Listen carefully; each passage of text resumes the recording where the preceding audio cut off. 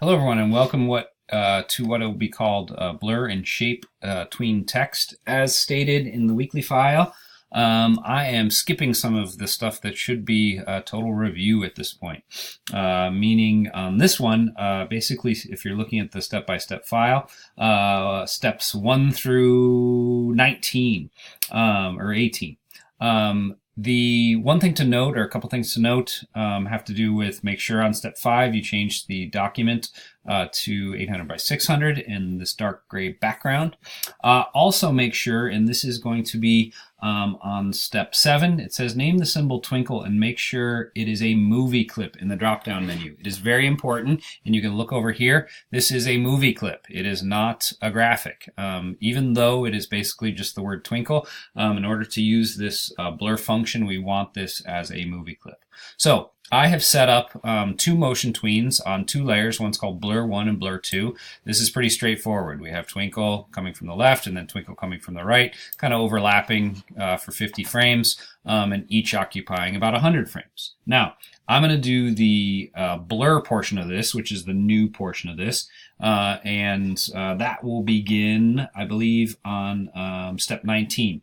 It says click on the last frame of the layer Blur 1 tween, and then click on the instance of the movie stage. A blue bounding box should appear. So I'm going to click here, and then I'm also going to click on the actual sort of stage here.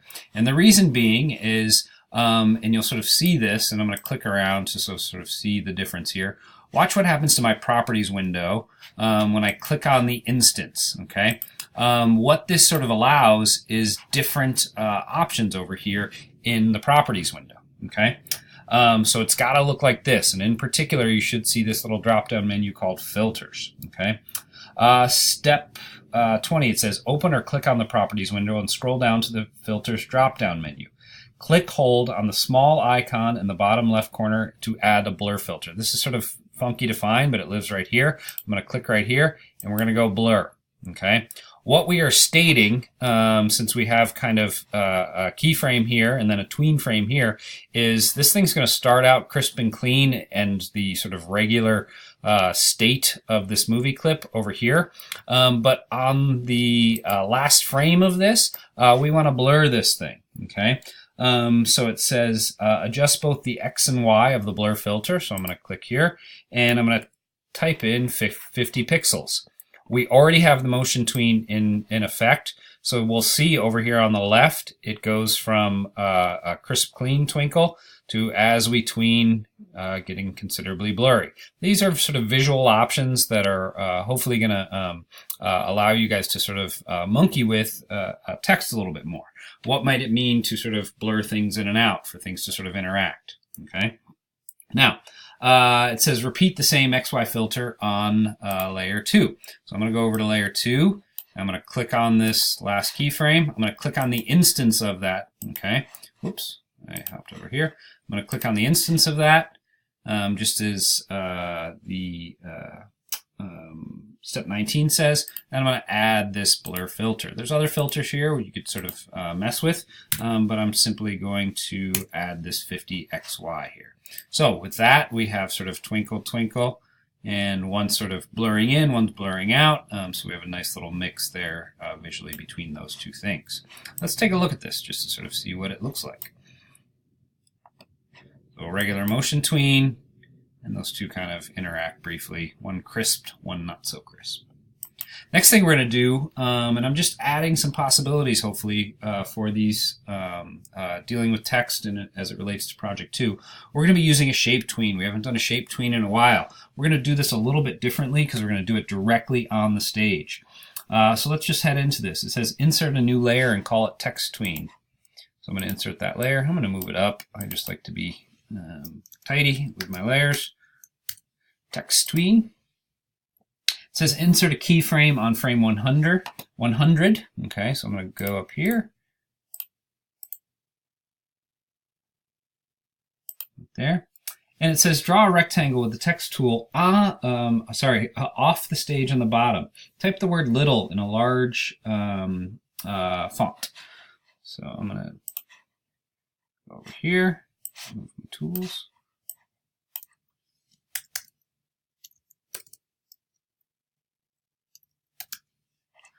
Make sure that's nice and big.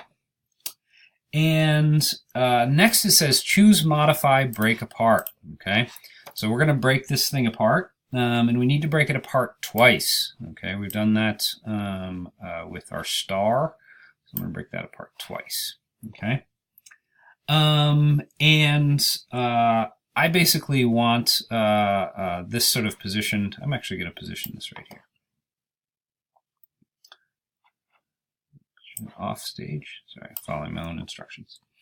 Next, it says go to frame 200 and insert a blank keyframe. Okay, so I'm going to go all the way up to 200, and I'm going to insert a blank keyframe. What we're going to be doing here is essentially giving it two states. So here we have little, and here we're going to have star. Okay, so step 29, choose the text tool in the toolbox. Draw a rectangle with the text tool at the top of the stage and type the word star. Okay, so I'm going to do this, star. Okay, and I'm going to make it so we can see that. And I'm going to break that apart twice. All right, so we have right now, we have little down here and we have star. Okay. Next, it says insert a shape tween anywhere between frames 100 and 200. I can click here, and I'll do it the old-fashioned way. I'm going to go to Insert, Create Shape Tween. Okay. And what you're going to sort of see now is the sort of transition in the shape tween between little and star.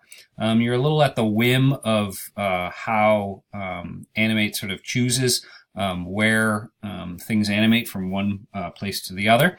I'm going to grab this little, and I actually want it on the stage. And we have the transition between little and star. Okay, so I'm going to test this. We have twinkle, twinkle, and a little slower, little star. Okay. Next, last step, it says insert a frame on the text tween layer at frame 250. We just want to have that sort of linger there for a second. So I'm going to go up to 250. I'm going to insert a frame, and what that allows for is that star to sort of sit there for a second, and we can sort of see the finished product. So let's just look at it one more time. Twinkle, twinkle, little star, and then we'll have the static star there for a second. Any questions, any concerns, email me, and I'm going to head on to the last exercise of this week, which is 3D text.